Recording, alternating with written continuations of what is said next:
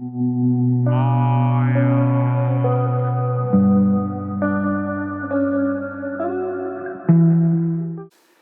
going on, everybody? Isaac here with Civil Engineering Academy, jumping on with another sweet podcast episode.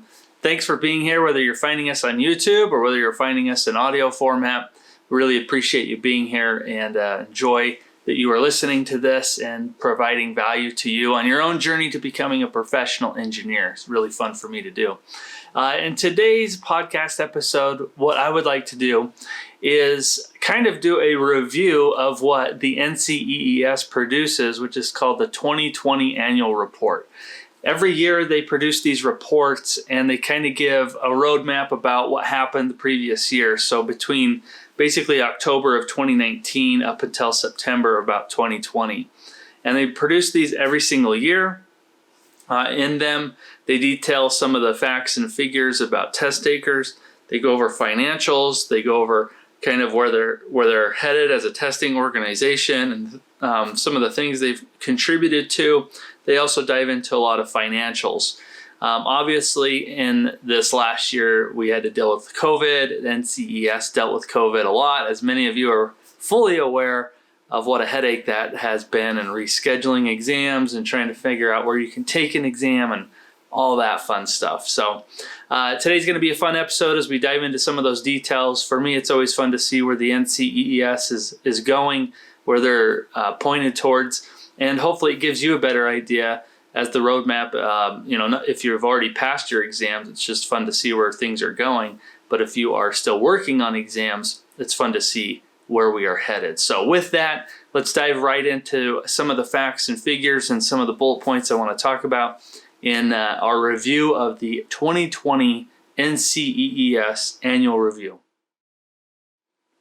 All right, guys, so let's talk about the first thing that I had listed, and that's basically that the year of 2020 was a 100-year celebration for the organization of the NCEES. And so the first thing they detail in their report is kind of the history of how the NCEES started, meeting in Chicago and to where it is today, where they are based in South Carolina. And we'll talk about that they've built a new building and all kinds of fun stuff. But things were put obviously on hold. Well, not on hold, but there was a damper to the spirit of celebration because of COVID. And really that affected everybody's life, including every aspect of industry. So NCEES was no exception to that, as many of you are aware. But it's still worthy to note that they are celebrating 100 years of being organized, which is quite a thing, quite an accomplishment, and something definitely to be recognized. If you want to learn more about their history, how they started, what they're all about, they detail that in their annual report. So definitely download that and check it out if you would like to check out more of their history. But that's the first thing I definitely want to hit on, is that they've hit their 100-year mark. It's very awesome as they strive to keep the public safe by, not only holding exams, but they're really trying to get involved in public policy and making sure that licensure is really held up to a very high standard in legislation. So anyway, good thing to note, and definitely a worthy achievement. 100 years, that's awesome. Way to go, NCEES. All right, the second thing I want to talk about today is that the NCEES details in their report that they have joined forces in what they call the Alliance for Responsible Professional Licensing, or the acronym of ARPL. And so what this organization does is they go out, basically the goal is to try to educate policymakers so that they value the license, right? That people sometimes get confused in state legislation. They might want to get rid of professional licensing, but they rope in a lot of complex positions, including engineering, architecture, and other industries, that they rope all of that into, and it's a problem. So in order to keep the public safe, they've teamed up with this organization to really help influence policymaking and educate. And in fact, this organization, the ARPL, did a survey, and they found out that in their survey, 70% of people that took the survey do want people that have these complex jobs like engineering, architecture. They want them to have professional licensing because they are in the public venue. You know, they need to keep the public safe. They need to make sure that's top of mind, and that licensing and getting a professional license is part of those qualifications that at least says that you know, you care and you are going to do your best to keep the public safe, and that you meet certain standards to do that. So that's one of the things they wanted to highlight that they did. I think that's a good thing. If we can definitely encourage policymakers to look at the professional license and make sure they value that. Don't just wipe that off of everybody in every industry, but really look at who you know, who influences the public, keeping public safe and making sure we're setting barriers to that so everything is good there. So anyway, I thought that was a good thing, definitely worth mentioning, and you can read about it in their report. All right, let's go over point number 3 that I thought was very interesting, and that is that the NCEES is doing more at an international level. They have got a registry, and they've got 2 basically organizations that they are with. One of them is called the Asia Pacific Economic Co-op, and the other one is called the International Professional Engineering Group. And those 2 organizations allow for U.S. professional engineers to have more mobility in working for an international company or a country outside of the United States. Now, there's a list of requirements that you have to do. There's some registry things you got to do on the NCEES side. But, you know, that's a growing area that they have found, and they are trying to unite, you know, being a United States professional engineer with these organizations so that you can practice in other parts of the world, which I think is pretty cool.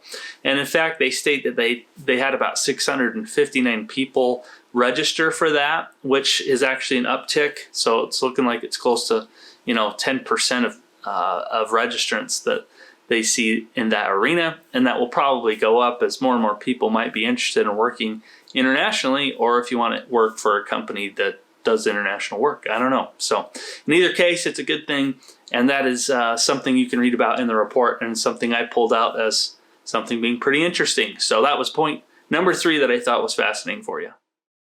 All right, point number 4 I thought was interesting is that they have officially built a brand new building in May of 2020. So what's that? That's, you know, you're dealing with COVID and all this stuff, but they got a brand new building thrown in there, and that's headquartered in South Carolina. It's 70,000 square feet or just over that.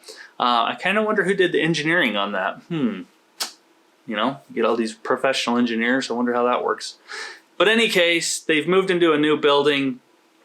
It's more space where they can collaborate on developing exams, brainstorming, testing, all kinds of stuff. You can go check it out on their website. But yeah, new building, new NCEES stuff, and good for them. So anyway, that was something I wanted to pull out and talk about, and that was point number 4. All right, let's jump into point number 5, and that is last year's numbers for how many people actually took the exams. If you dive into the report, they do state that they actually had less people take the exams, which affects their revenue and all kinds of stuff. But in general, the numbers seem still pretty high to me, but I'd have to compare that with other reports and really see how they did. But in last year, they had about 39,000 people take the FE exam. That's obviously a combination of all kinds of disciplines, but that's still quite a few people, almost 39,000 people taking the FE exam. They had about 18,000 people take the PE exam, also a mix of disciplines that took that exam, but close to about 18,000. And they had about 1,000 people take the civil engineering SE exam, the structural engineering exam, which is pretty good. And I also want to highlight that as part of all of this, a lot of people are asking where they can take this international, and the NCEES is really trying to make an effort to allow people to take this exam in a lot of different countries. So currently, they've listed that you can take the FE exam in Canada. You can also take the FE and the PE in quite a few countries, and those include Egypt, they include Japan, They include Qatar, Saudi Arabia is on that list, South Korea, Taiwan, and Turkey. So if you live in any of those countries, you are game to take the FE and the PE exam there as well. And I think that's the majority of the countries. I think they're always working on trying to do that. I think between those international agreements and their work on trying to get those license recognized all over the world, they'll probably see more countries online and available to take this exam. But I thought that was pretty neat and something definitely worth mentioning. At Civil Engineering Academy, I've noticed that we definitely see an uptick in questions being asked from some of these other countries, and so that's always fun to check out and see what's going on with the work that NCEES is doing international. So anyway, guys, that's going to be point number 5 for you that I thought was interesting. Let's keep going. All right, point number 6 that I thought was interesting in this report is basically that they are trying to make a real push to have people log their continuing education credits, units, whatever you want to call it, PDHs, professional development hours, onto their system. They specifically call that CPC, or continuing professional competency, CPC. So you can get on there onto your NCEES account and you can go in, let's say you took a course online, you can slap the score you got on a test or any other document onto the record and fill out a description with how many PDHs or credits you got for taking that class. And that's all in an effort to really just log all of the continuing education that you need to maintain your professional license. I've started using that myself because I just found it way easier to throw stuff in there to track for me. You know, if I'm throwing stuff in a folder or a binder, if I throw it in somewhere at work, maybe that could get lost, you know what I mean? So I just like the idea that it's online, that they're tracking it for you, but they are really trying to tout that. And I think they've listed about 18,000 people that are using it. And they've also listed about 306,000 courses that were registered last year that somebody put in to, to that database to track it. So I think it's a good tool. If you definitely, if you need continuing education credits and hours, every state has a little bit different requirement on how many you need and the time period you need them. But this is a very good tool. It's a free tool to track that stuff for you. So definitely check it out. Go to ncees.org and register. If you don't have an account, get one, and you can start tracking your credits there for free. So they are trying to tout that, and that's also in the report. So that's going to wrap up the 6th thing that I thought was very interesting about the report. Let's get to the next one. All right, let's get to point number 7, and that is that there was a massive decrease in those that actually took the exams last year. And obviously that's because of COVID, but in the report they actually detail percentages of decreases that they had on the exams. So in 2019 to 2020, if I could read some of this stuff, compared to the period the year before, the same period, they actually had a 26% decrease in those that took the FE exam. That's quite a blow.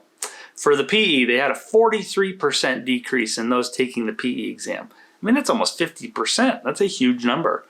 For those that took the PE structural, there was actually a 56% decrease. And then they get into surveying and all those. I won't detail that one, but they're about 20%, somewhere in there. So overall, you see this massive drop in exam test takers, which affects them, obviously. These exams, they cost money. They are a source of revenue for the NCEES to keep things going. And so they've really had to scramble to make up for that in different ways. They also had some cash on hand. They detail all of that in their report. So they're very open with their financials and the amount of test takers and everything that's in there. I think you'll see an uptick in the coming year because people still need to get their exams done, right? You can't just hold off forever. And so you'll see an uptick on that, I think. But in any case, due to COVID, numbers were down, way down. And that's the story with that. All right, the eighth thing that I want to talk about today that I pulled from the report is that the CBT exams. So they detail a lot about their timeline of where they're headed with the CBT exam, the computer-based testing exam. Now, the big doozy here is the PE exam as well as the SE exam, but all the other exams have either transitioned or very close to transitioning already to computer-based testing. And with that, it comes with a lot of things, right? You're going to have your own FE, or similar to the FE, you're going to have your own handbook. So the PE is going away from an open book exam to where everything's going to be on their own resources. And I believe that will also include any standards that you need. They will probably have available to you, but they will be via computer-based testing, so a PDF format of some sort for you. So, one of the things, and I actually talked to Steve Miller about this, who's the director of these exams. He was brought on as podcast host, and shortly after they actually started their podcast, which is another point we wanted to make. But in any case, they are accelerating the timeline for the PE exam. It went from 2023, they're now pushing it to April of 2022. And I reached out to them via Twitter when they were at a conference, and I asked if the specifications were going to change. They tweeted back to me that they were not. So, there's that going for it. I don't think the specs are going to change much at all. It doesn't sound like they are, but it is going to be accelerated to go computer-based testing in 2022.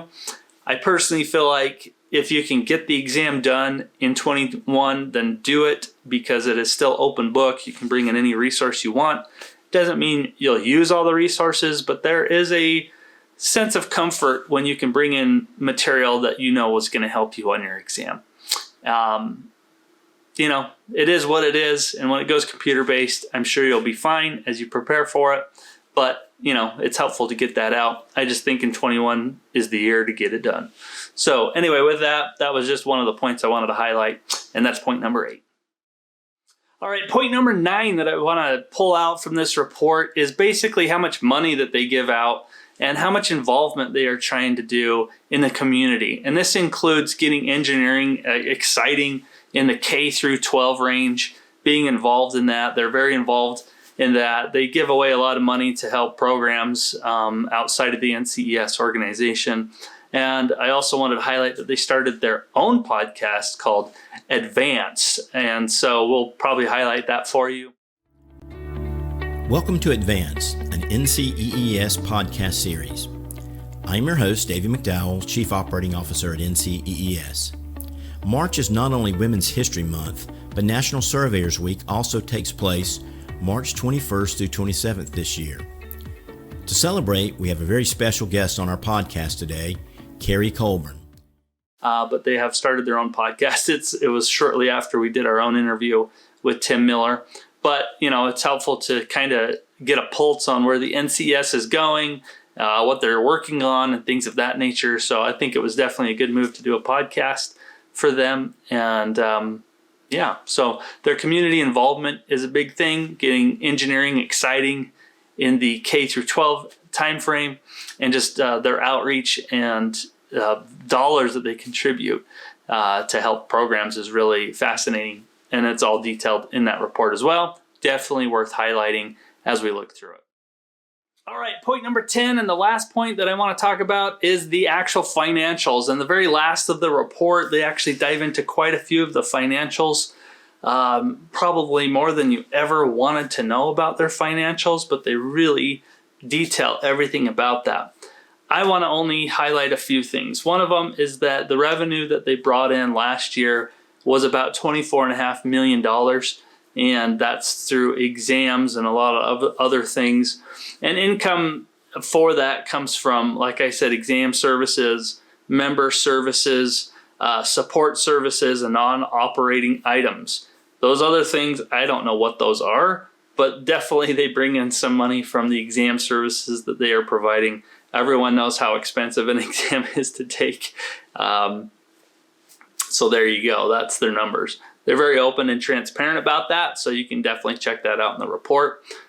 With most of their expenses kind of fall right back into those same categories. So if you're looking at income and expenses on their sheet, you'll notice that, it costs almost as much to administer of these exams as it does the income that they're bringing in to generate revenue. So, it's a fine line, but obviously they do make a little money to keep the ship moving forward. But definitely that is part of this report and something they want to report on. COVID was a huge hit for them, and they're able to survive and get through it. I think they'll probably see an uptick in exam test takers and all that, and probably an increase in revenue in the next year. So I don't think it's anything to be too worried about. In fact, I've noticed in industries in general, I work in the utility industry, and I've noticed work has definitely not slowed down. In fact, it's gotten even busier as even during COVID. So it's been crazy for me. And I'm sure that we'll see an uptick in exam test takers as the years move forward. So anyway, guys, that's going to wrap up some of the highlights that I pulled out of the 2020 annual report and review from the NCEES organization. I'm curious about what your thoughts are. What do you think about the exam going computer-based testing? What do you think about some of the revenue numbers? What do you think about international licensing? What do you think about, influencing policymakers, all of that kind of stuff? If you have any comments, feel free to email me, Isaac@civilengineeringacademy.com, or leave a comment where you can in the comments below. Always interested in hearing them, trying to participate in those. Anyway, I hope you guys are doing well. We are excited to help you on your own journey to become a professional engineer. And if you need any resources, go check out our site, civilengineeringacademy.com. We can help you with your FE, your PE. We're working on a seismic course for people that need licensing in California. And we have some good references for every other exam that's out there. So definitely go check it out. Anyway, with that, I hope you guys have a great day, and we'll see you next time. Bye. Record. Hi! My name's Mrs. Sheila with my doll. My name is Claire. Welcome to Dad's podcast. Today, he will ask you some questions about your bed. What does your bed do? What does you want to you fall asleep? Under you. You are good. See you later. Bye-bye.